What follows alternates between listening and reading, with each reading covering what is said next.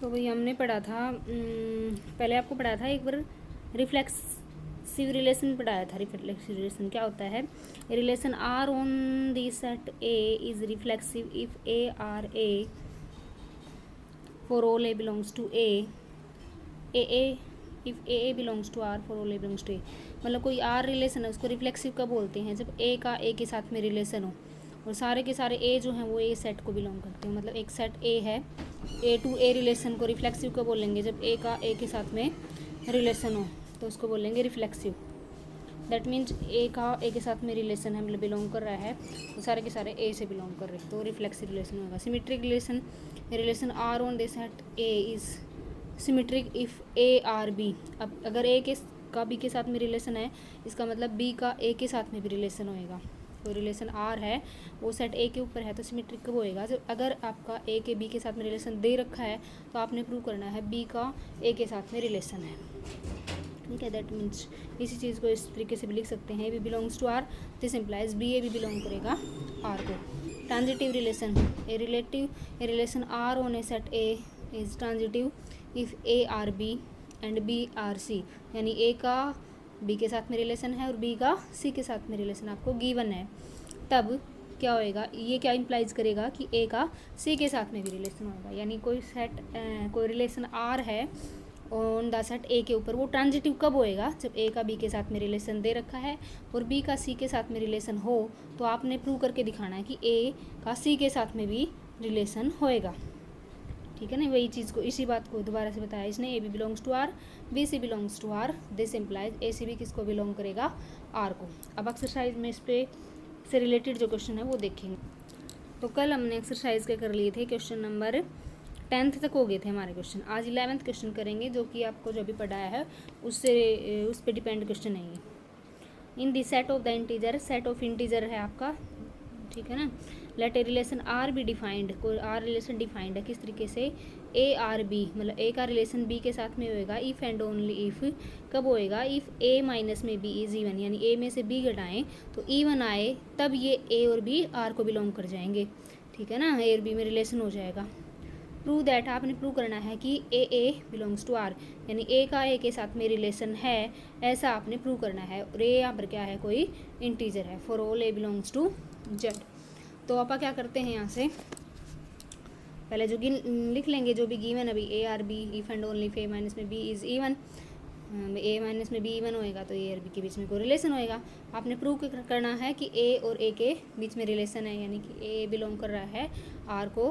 For all, ये for all का sign है भाई, इसको फॉर ऑल भी बोल सकते हो आप, बोल लेंगे तो फॉर ऑल ही, आप इसको फॉर ऑल लिखने की बजाय आप इस तरीके इस साइन से भी डिनोट कर सकते हो फॉर ऑल को। ए बिलोंग्स टू जेड, इंटीजर को बिलोंग कर रहा है। तो ये ए कब बिलोंग करेगा आर को? जब ए में से ए घटाएं तो क्या आना चाहिए आपका? इवन आना चाहिए। अगर ऐसा होएगा तो ए बिलोंग कर जाएगा। तो अब घटा के देख लेते हैं, ए में से ए माइनस करेंगे कितना आएगा? 0 आएगा।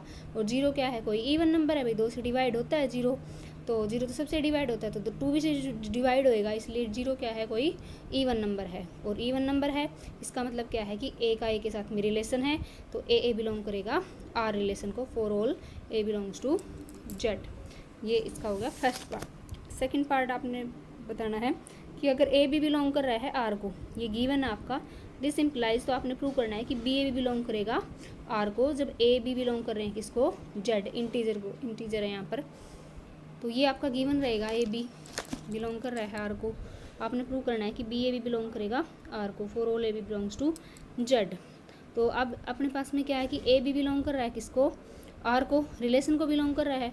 अब रिलेशन को बिलोंग कर रहा है, इसका मतलब ए में से बी माइनस करोगे तो क्या आएगा?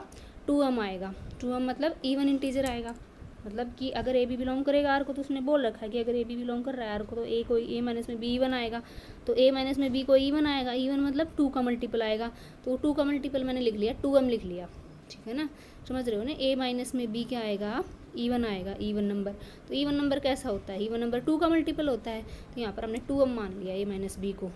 अब इसमें से माइनस कॉमन ले सकते हैं, कोई फ़र्क नहीं पड़ेगा, तो ये बी प्लस का हो जाएगा और ए माइनस का हो जाएगा।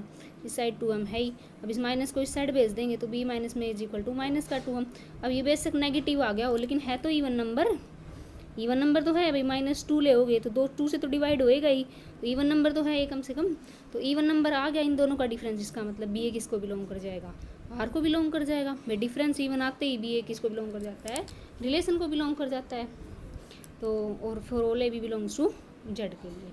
उसके बाद में नेक्स्ट पार्ट है ए बी और बी सी बिलोंग कर रहे हैं किसको, आर को, यानी ए बी मतलब ए माइनस में बी इवन नंबर है और बी सी बिलोंग कर रहा है इस आर को, इसका मतलब बी माइनस में सी भी कैसा है, इवन नंबर है। तब आपने प्रूव करना है कि ए सी बी क्या होएगा, रिलेशन को बिलोंग करेगा, ऐसा आपने प्रूव करना है।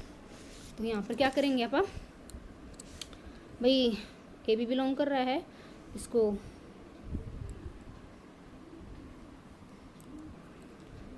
ए बी बिलोंग कर रहा है आर को, रिलेशन को बिलोंग कर रहा है, और बी सी बिलोंग कर रहा है आर को। ये आपका गिवन रहेगा, दे रखा है, आपने प्रूव करना है कि ए सी बी किसको बिलोंग करेगा, आर को बिलोंग करेगा। For all A B C किसको बिलोंग कर रहे हैं, जेड को, यानी इंटीजर है ये ए बी सी। तो ए बी बिलोंग कर रहा है आर को, अपना दे रखा है ये, इसका मतलब ए में से बी माइनस करेंगे तो क्या आएगा, कोई इवन नंबर आएगा, उसको हमने 2m मान लिया। और बी और सी बिलोंग करेंगे आर को, तो बी माइनस में सी क्या आएगा, कोई इवन नंबर आएगा, जिसको हमने मान लिया 2n ले लिया। अब यहाँ से क्या होएगा कि आपने प्रूव करना है कि ए सी बिलोंग करेगा आर को, इसलिए हम इन दोनों का डिफरेंस देखते हैं कैसा आएगा। ए माइनस में सी लेके चलते हैं और इस ए माइनस सी में अपना बी ऐड कर देते हैं और बी माइनस कर देते हैं, इसके अंदर ही ऐड कर दिया और माइनस कर दिया। अब ए माइनस बी को तो इकट्ठा लिख लेंगे और बी माइनस सी को इकट्ठा लिख लेंगे।